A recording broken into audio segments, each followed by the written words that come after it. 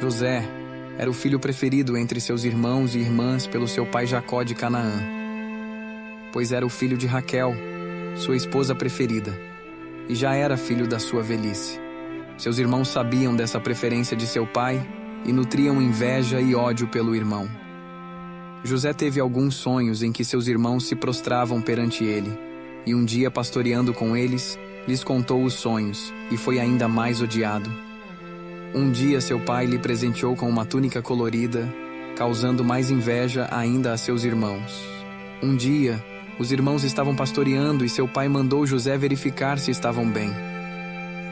José foi, e lá chegando seus irmãos, já o vendo à distância, combinaram entre si de o matarem.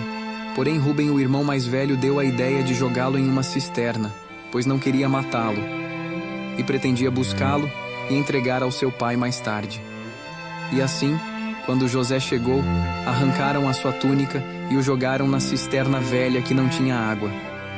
Mais tarde, quando Rúben não estava presente, eles viram uma caravana de ismaelitas e decidiram vendê-lo como escravo, e assim não sujariam as mãos com o sangue do irmão. Quando Rúben chegou para buscar José, soube que o irmão foi vendido e se desesperou, pois era o filho mais velho e responsável pelo irmão mais novo. Foi aí que eles lhe mostraram a túnica colorida de José, manchada de sangue de um cabrito, e disseram para ele levar ao seu pai e avisar que José fora atacado e devorado por uma fera. Seu pai, reconhecendo a túnica, chorou e se desesperou, e não aceitou nenhum consolo de nenhum filho ou filha, e só queria descer para uma habitação dos mortos junto com o filho. E assim, com apenas 17 anos, José foi vendido como escravo para o eunuco do faraó, governante do Egito, chamado Potifar. José vivia na casa de Potifar, que percebeu que havia algo especial com ele, pois tudo dava certo para José. Então Potifar o deixou responsável pela sua casa e todos os seus bens. E desde então, a vida do egípcio prosperou, assim como seus bens em casa e no campo. Por causa de José, Deus abençoava tudo que estava em suas mãos. José era jovem e bonito, e também formoso de porte. Aconteceu que a mulher de Potifar, seu senhor, pôs os seus olhos em José e disse: "Deita-te comigo." Porém ele recusou, e disse à mulher que o egípcio confiou nele e colocou em suas mãos todos os seus bens, exceto a mulher, e que não poderia trair sua confiança e que ainda seria um pecado contra Deus. Ela, insistente, continuou insistindo, mas José não cedeu às tentações. Um dia, quando não havia ninguém em casa, a mulher o agarrou e, conseguindo escapar, José acabou deixando seu manto em suas mãos. A mulher, rejeitada e vingativa, usou o manto como prova para acusá-lo de tentar abusar dela. Potifar acreditou na mulher e colocou José na prisão. José, separado da sua família, feito escravo, e agora era prisioneiro. Porém, o Senhor nunca abandonou José. Então ele abençoou o guarda que simpatizou e viu bondade em José e o colocou no comando dos outros presos.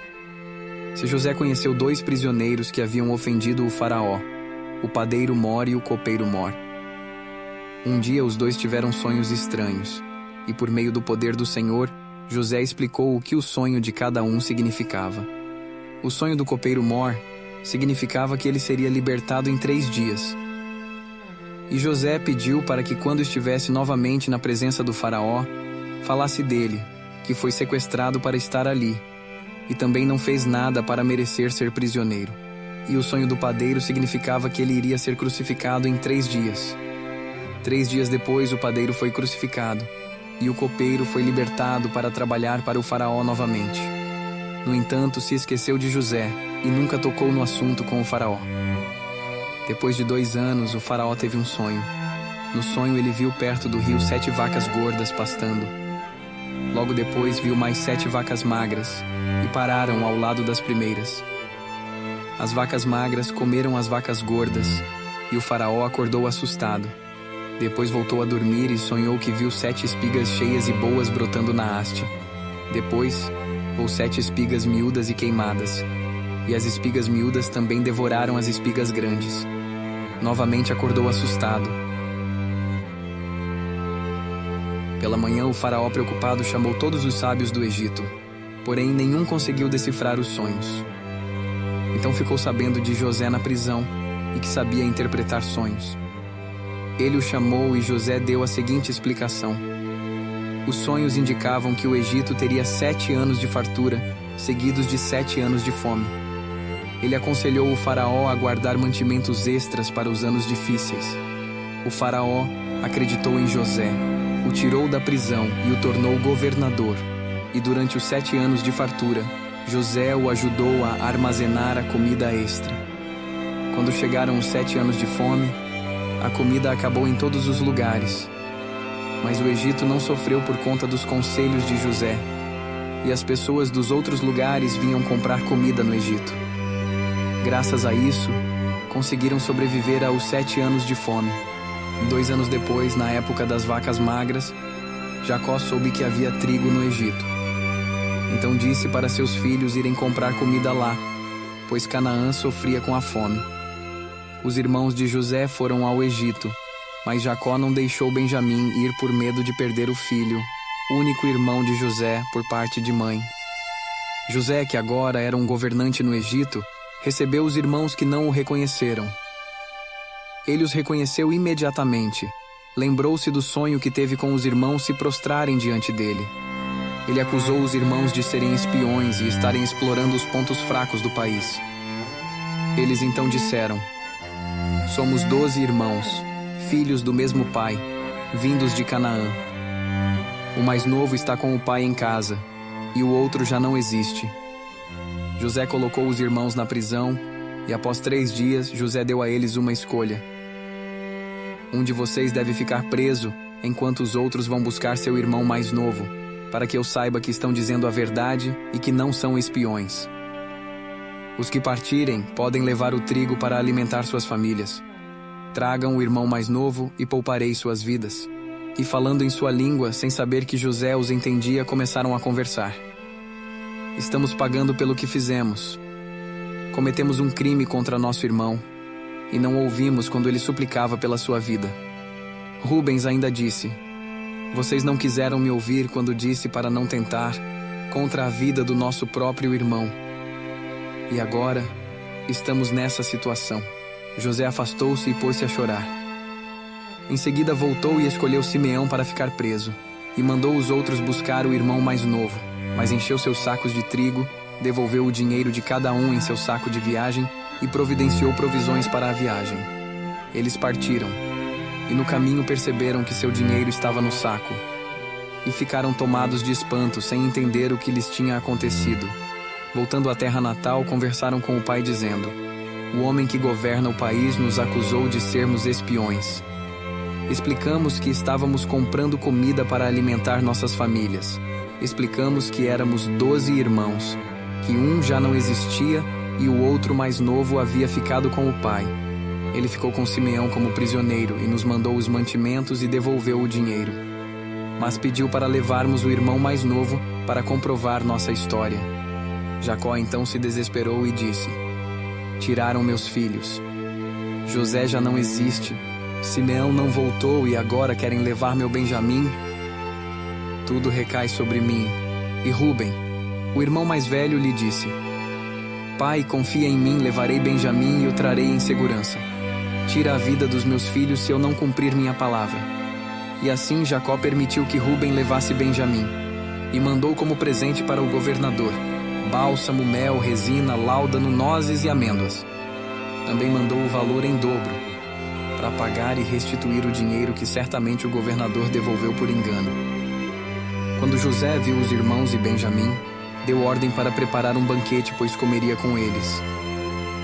Os irmãos foram levados para a casa de José, e assustados, pois pensaram que seriam punidos, ao chegarem ofereceram presentes e o dinheiro e prostraram-se diante dele, assim como José havia sonhado.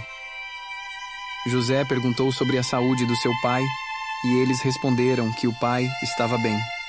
José viu Benjamim e pediu que Deus o abençoasse. A comida foi servida separadamente, pois os egípcios não comiam com os hebreus. José deu uma porção mais para Benjamim. Todos comeram e ficaram alegres com José. José deu instruções ao administrador da sua casa para encher os sacos de cada irmão com comida e dinheiro. E mandou colocar na do irmão mais novo sua taça de prata pessoal. Na manhã seguinte eles partiram. Quando estavam a certa distância, José disse ao seu servo para ir atrás dos irmãos e questioná-los sobre a taça. Os homens negaram o roubo e disseram que não havia sentido roubarem, já que devolveram todo o dinheiro que encontraram da última vez. O administrador concordou em que todos fossem liberados, exceto o irmão mais novo. Este deveria voltar com ele e a taça e ser feito escravo do governador. Os irmãos se desesperaram, pois como voltariam para casa e se apresentariam ao pai sem Benjamim? Eles voltaram para a cidade e novamente se prostraram diante de José novamente, pedindo para que libertasse Benjamim. Eles explicaram que Deus havia revelado o seu crime e se ofereceram para que os fizesse escravos, no lugar de seu irmão. Mas José disse que apenas aquele que estava com a taça seria seu escravo e que os outros poderiam ir para casa em paz. Judá pediu para se aproximar de José e explicou a situação da sua família.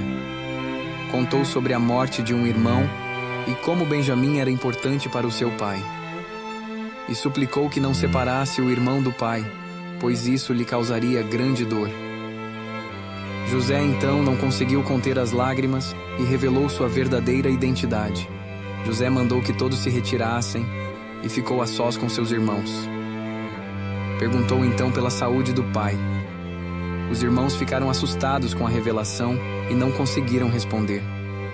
José então os tranquilizou e disse que não os culpava por vendê-lo como escravo, pois Deus o usou para ajudar o Egito a preservar a comida e conservar a vida. Pois há 2 anos a fome assola a terra e ainda haverá mais 5 anos sem colheita. Deus me tornou o governador do Egito e por isso consegui salvar o povo da fome. Vão agora e avisem o pai que seu filho José vive e agora governa o Egito e que cuidará de todos e de teus filhos, netos e animais. E cuidarei de todos por esses 5 anos de vacas magras que ainda virão. E o faraó, sabendo da vinda dos irmãos de José, os presenteou com os melhores produtos do Egito, provisões para a viagem, e mandou-os buscar o pai e toda a sua família e animais, pois agora estariam sob sua proteção. E chegando a casa, contaram ao pai, que a princípio não acreditou no que ouvia. Mas depois, ouvindo as palavras de José, se animou e disse: Meu filho José ainda vive. Irei ao seu encontro para vê-lo antes de morrer. Jacó e sua família foram para o Egito. Lá chegando, abraçou José e choraram muito juntos. Aí José os orientou para quando o faraó os chamasse, avisassem que eram pastores e criadores de animais. Assim ficariam na terra de Gessém com os animais e tudo o que lhes pertencia, pois os egípcios não gostavam de pastores. E assim, Jacó se estabeleceu no Egito, na terra de Gessém. Lá prosperaram e multiplicaram-se significativamente. Jacó viveu no Egito por mais 17 anos. Quando estava perto da sua morte, chamou José e pediu que quando ele morresse fosse enterrado na sua terra, fora do Egito, junto com seus pais. José se comprometeu com a promessa e se inclinou em gratidão na cabeceira do pai. E depois de Jacó dar as últimas instruções e abençoar seus filhos, recolheu os pés na cama e faleceu, se juntando assim aos seus antepassados. Se você gostou deste conteúdo, não deixe de se inscrever no canal e ativar o sininho para receber notificações sempre que lançarmos novos vídeos. Você também pode conferir um dos nossos 3 vídeos recomendados que estão aqui na tela e aprender mais sobre as formas de curar a alma. Obrigado por assistir e nos vemos no próximo vídeo.